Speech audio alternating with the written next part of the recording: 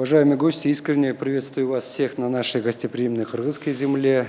И, пользуясь случаем, хотел бы отметить ваш положительный вклад в качестве почетных консулов нашей страны в развитии дружественных отношений с Германией и содействию гражданам Кыргызстана, находившимся в Германии. Вы являетесь важным мостом, который связывает нашу страну с представителями деловых кругов Германии.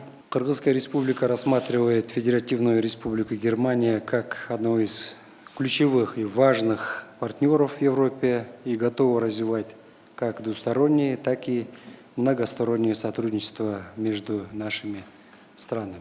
Хочу подчеркнуть высокий уровень политического сотрудничества Кыргызстана и Германии, а также особую роль Германии в сотрудничестве Кыргызстана со странами Европейского Союза.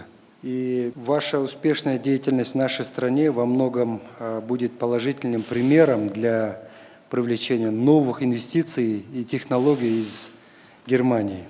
Со своей стороны мы выражаем готовность, что Кабинет министров будет активизировать работу по привлечению германских компаний и технологий